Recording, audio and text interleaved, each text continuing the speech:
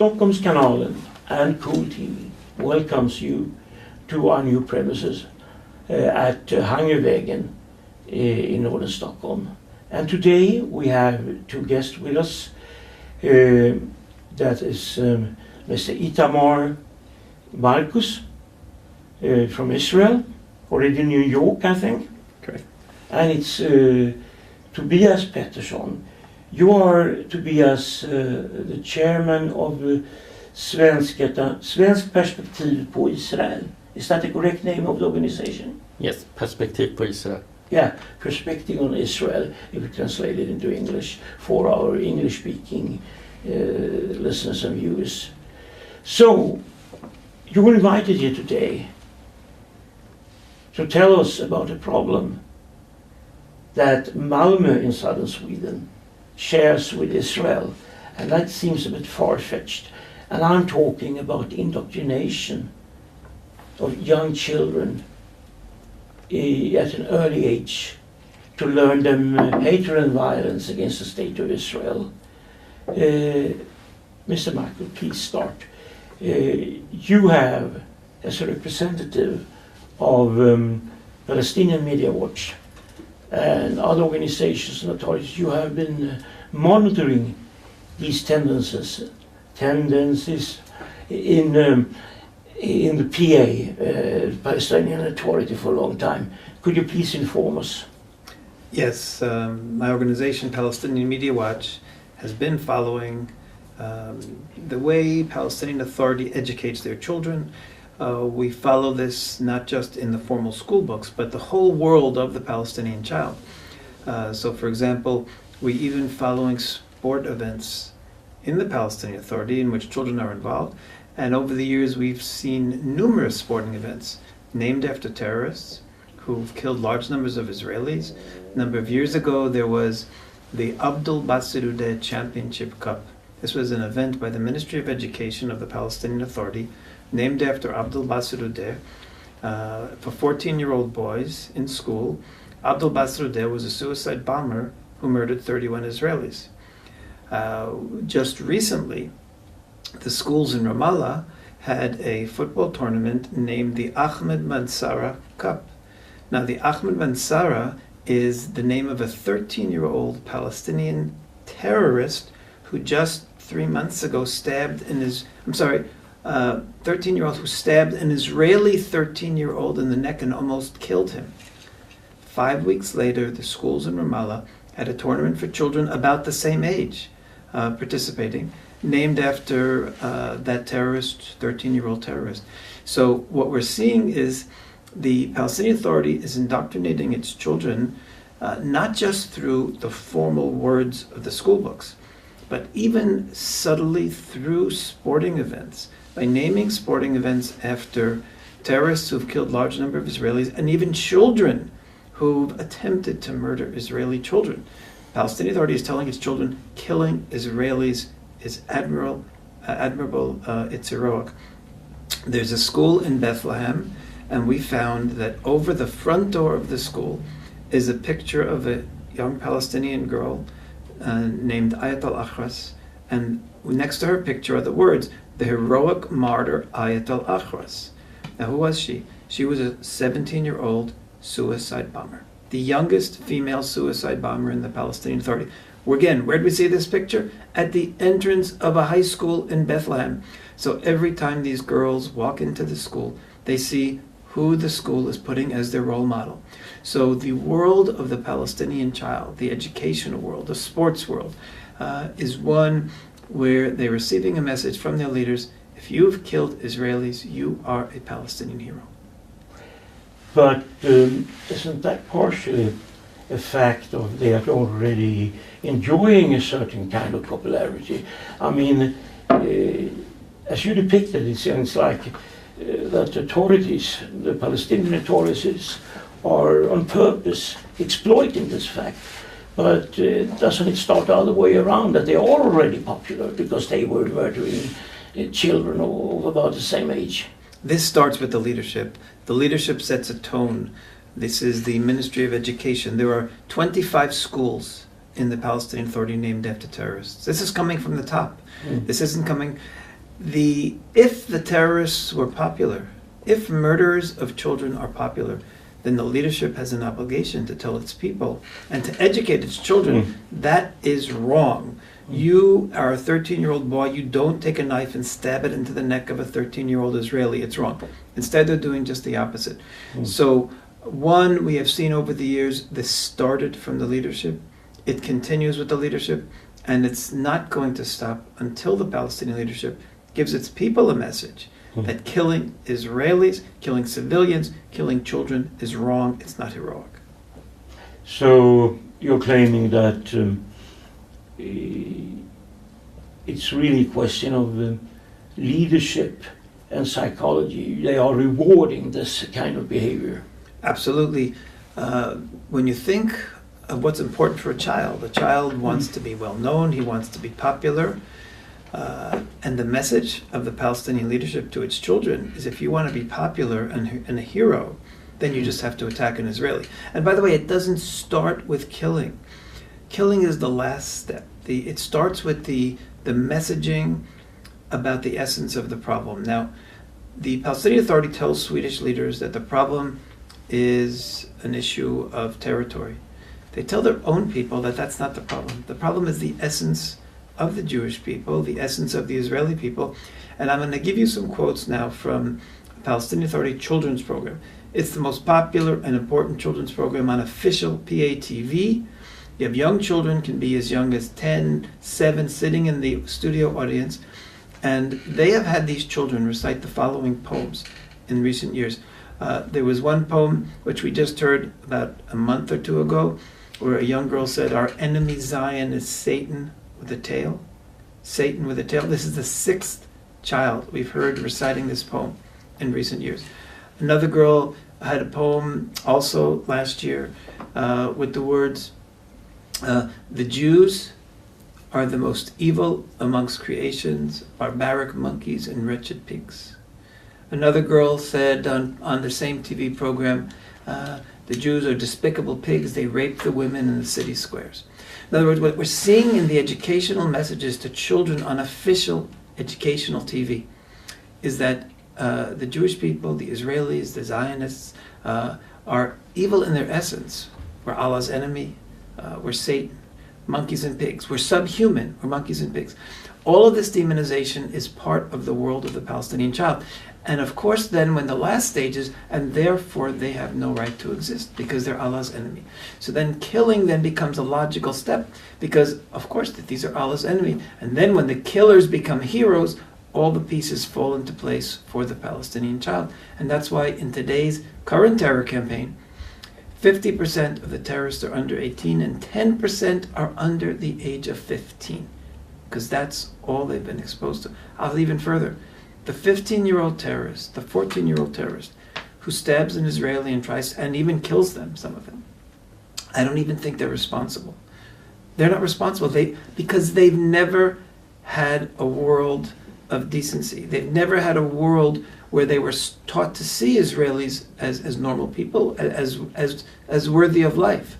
So when a child at age 7 and 8 on TV is learning that we're monkeys and pigs and God's enemy, and at age 13 they're in schools, they're participating in sporting events where those who killed Israelis are heroes, well, of course, that child never had free choice. That child, I expect free choice of an 18-year-old. These 14, 15-year-old terrorists that the Palestinian Authority has created, the kids aren't even to blame. It's the leadership that are to blame. You see. Have these racist allegations by school authorities and teachers I shouldn't say, I should mind my language, I shouldn't say allegations, I should say racist, libel, accusations, whatever, so on, to be more exact, because this is much more grave. I mean, words like you said, pigs and things like that. Have these statements been translated into English or other European languages? Absolutely. They're on the Palestinian Media Watch website, which is palwatch.org. Yeah. And I'll say beyond that, for this trip, where I'll be having a number of lectures to senior officials in government and in parliament, we've actually subtitled these videos, and they are now in Swedish as well. and we'll be putting them on our website shortly with Swedish subtitles, so that it will be available for everyone to see. Look at the Palestinian Authority education of their children. They've been translated, but are they being watched? Yes, they are. They are. Yeah. Well, that's encouraging. Thank you, Itamar. To turn to you, Tobias.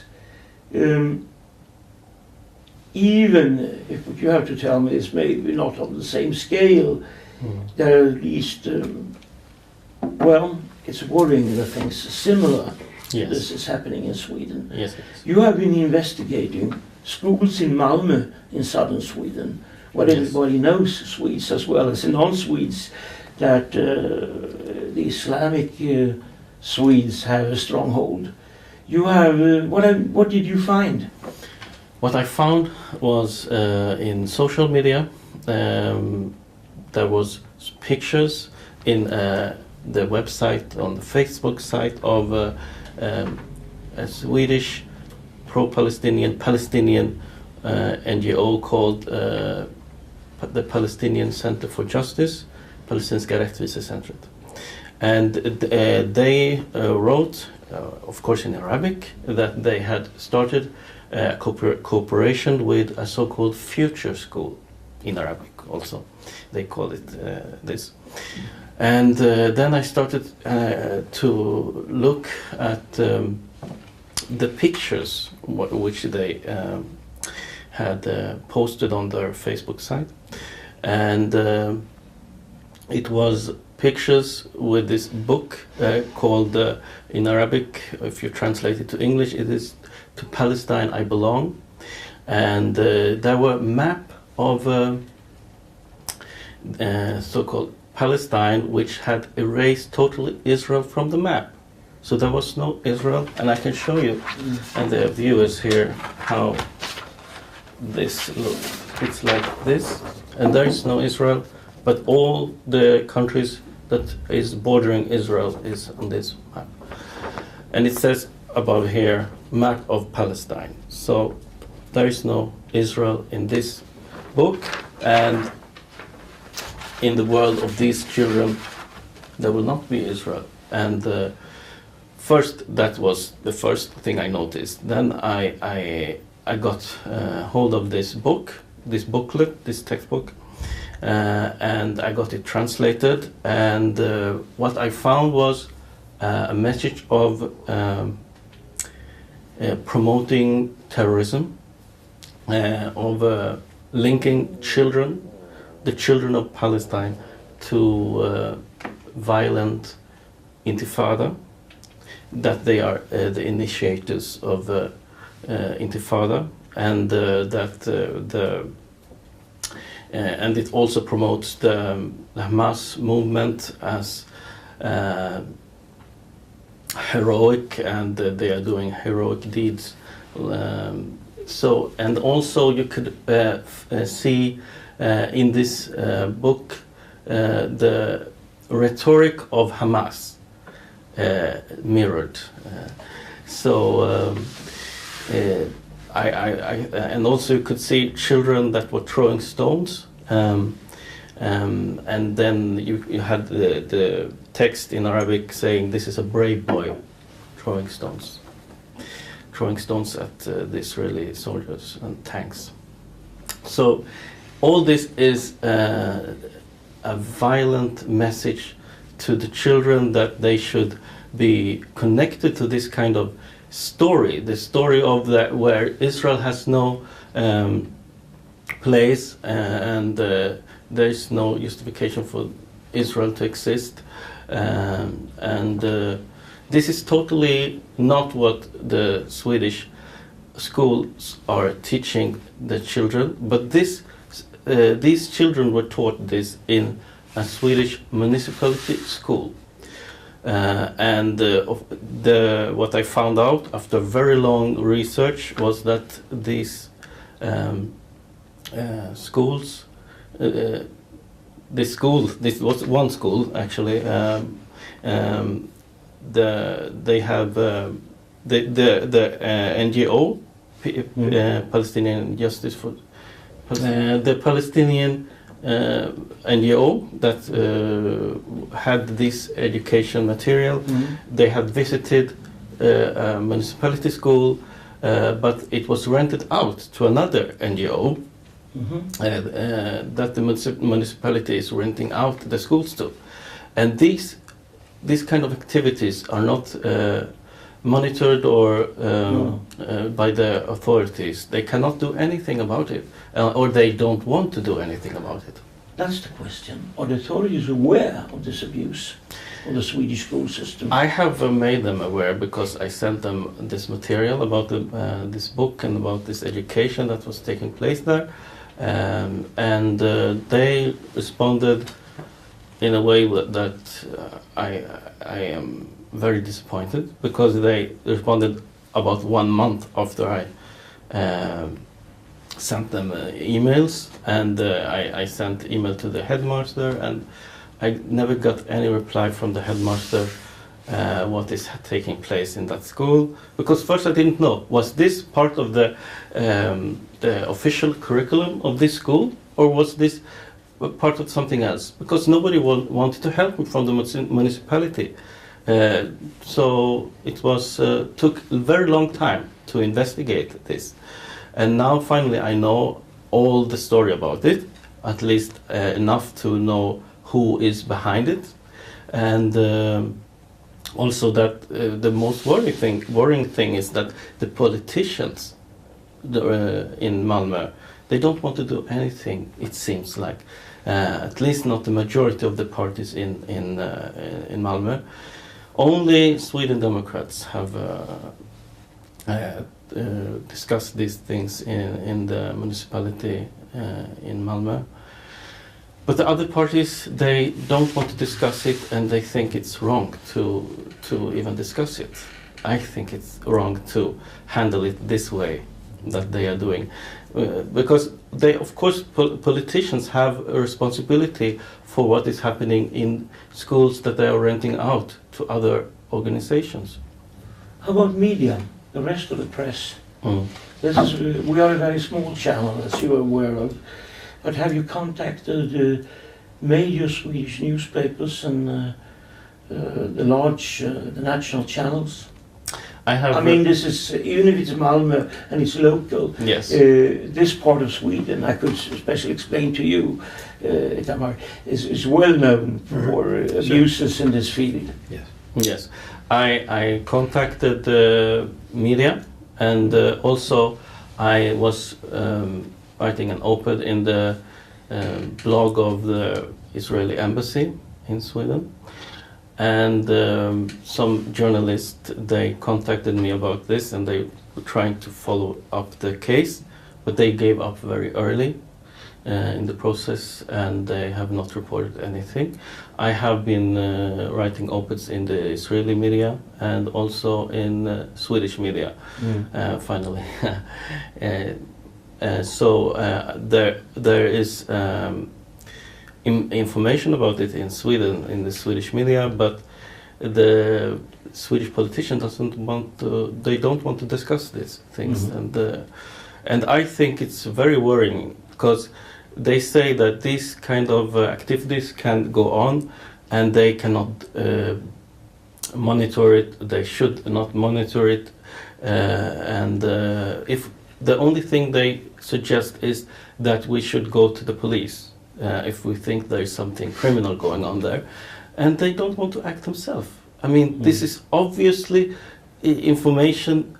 The information I've given to them, it's right there on paper that they are indoctrinating the children to hate Israel and to feel connected to terrorism.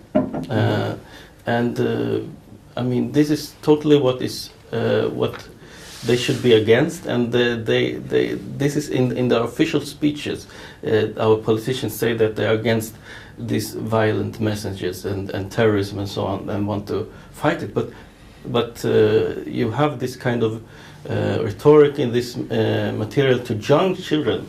I saw the pictures from these schools, and they were very young. They could be like 6-7 years old up to maybe 13 years old, and they are not even from Palestinian background, all of them, because in this material I found out they were also talking about other countries in the Middle East when they were talking about the home countries, their home countries. So this is taught to an Arabic-speaking audience of children, of young children, and I also use a lot of your material, the Palestinian Media Watch, when I talk about what is going on with aid, with the Swedish aid. So I can compare it, and I see very much the similarities. What is going on in Sweden and what is going on in the PA territories and in Gaza. So now I think the Swedish politicians should act on this. How will you interpret it, Tobias? Is this some kind of, how should I say, laziness or I don't care attitude, or is it a conscious cover-up?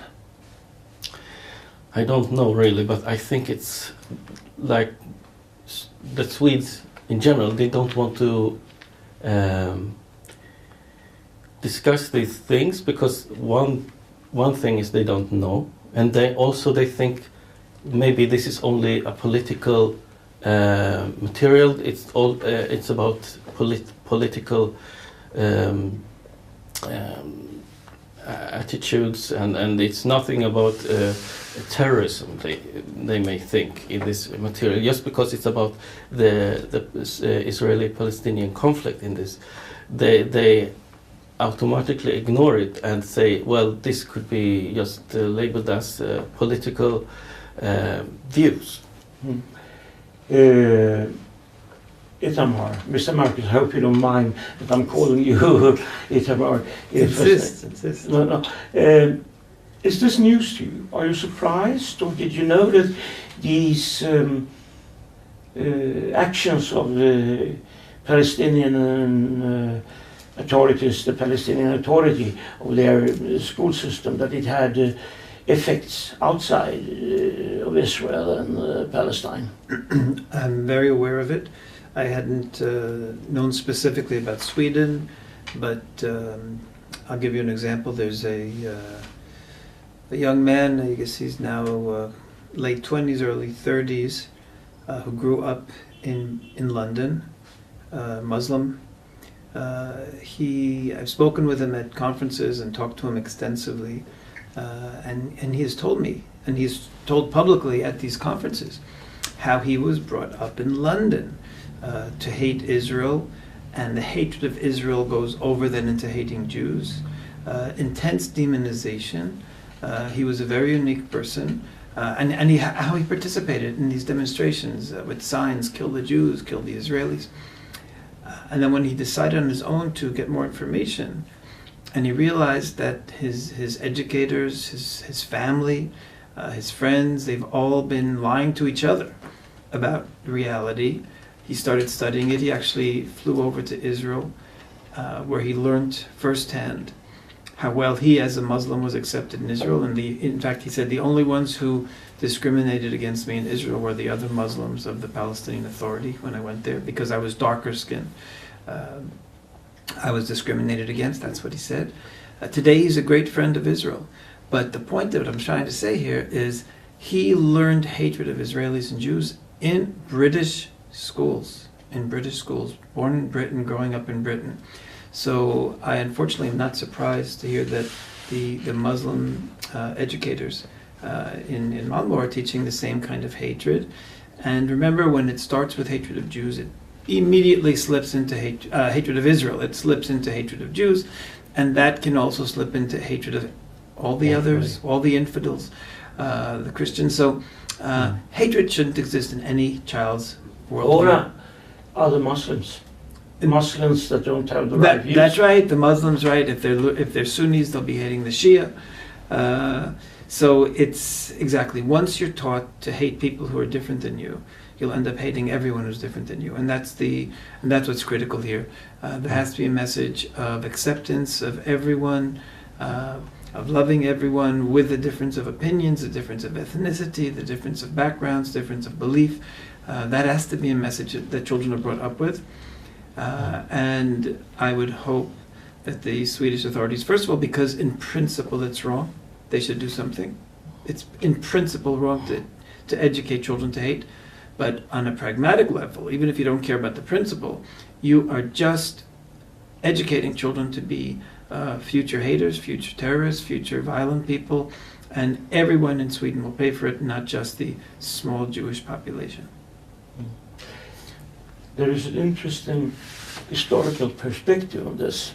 As we prepared this interview, maybe you remember that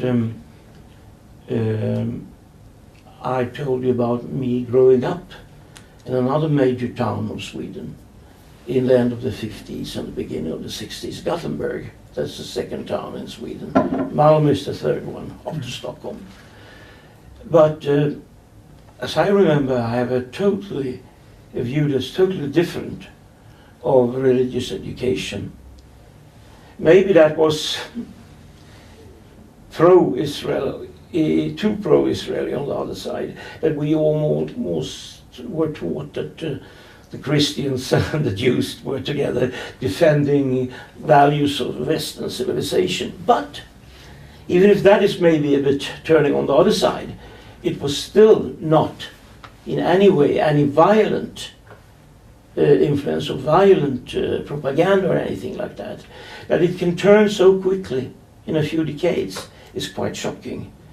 So my answer to both of you is, no, not answer, my question to both of you is, what would you like to do? How would you like to, start countermeasures? Please. Well, the only thing you as Swedes, you're the ones who have to really. Yeah, but I thought we start in Israel. Oh, in Israel. What are the countermeasures that we're trying to do? We talk about it to start with in an international perspective. That's why I turn to you, right. And I will I'm waiting for Tobias to follow up on the Swedish scene. Well, there's actually a very interesting common denominator here, which is that the Swedish government is funding the Swedish schools, but the Swedish government is also funding the Palestinian schools and the Palestinian Authority. So they actually have a responsibility in both areas when it comes to Israel and the way Palestinian children are taught to hate Israel, to hate Jews, to see us as inherently evil. Sweden has a moral obligation to use its influence as a donor. And when I say use its influence, it can't just be general statements like we've heard, oh, people should stop inciting. It's way, way worse than that. Sweden and all Western donor countries should be conditioning their funding on the end of hate education.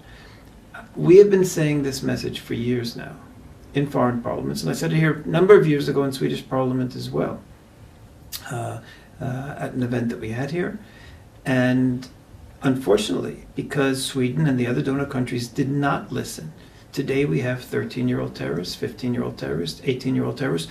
All of these children were brought up on the hatred that I'm describing to you, and that's why it's so easy for them to pick up a knife and stab people and try to kill people, because they were brought up, indoctrinated, brainwashed by this hate education. Today we have a problem that is so deep because all of these children believe they're doing something admirable, heroic, that their God wants them to do when they stab Israelis. So that's the tragedy here of ignoring.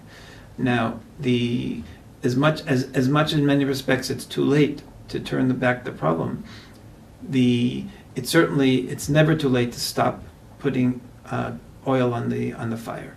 And Sweden and the Western donor countries, the European Union, the United States, they should be telling the Palestinian Authority the next time we see program on TV demonizing the Jews, the next time as monkeys and pigs, enemies of God, the next time you glorify a terrorist or name a sporting event after a terrorist, you're not getting funding for a month. Let the Palestinian Authority deal with that.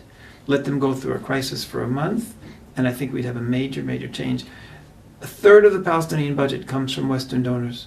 They could have this hate world turned off in a moment if they use that financial leverage that they have. And not only are they negligent, but I feel they have a great complicity in the violence and terror because they're really funding it. It couldn't happen without them. Thank you. Let's turn to Tobias and see what your suggestions for Sweden are. Yes. First, it is that the Swedish politicians should start to address the problem. Because I don't feel that they have done it in Malmö. They should, because it's about the children. The association that has been renting these facilities in this municipality school, they're called the Future Association. And they call their school the Future School. So, what kind of future are we giving these children with this kind of education? And it is education, no matter if it's part of the official school curriculum or not. Because these children, they have teachers, they have graduation ceremonies, they get grades and so on in this school that is an unofficial school, a parallel school in a parallel world that is starting to emerge in Malmö. So the Swedish politicians on local level and national level should address the problem before it grows to more schools. Because what they are doing now is giving the chance for this to happen in other schools by saying this can be allowed. Thank you, both of you, and especially thanks again for coming here to us and sharing these alarming informations with our viewers. Thank you for inviting me. Thank you. Well, thank you for coming. Okay.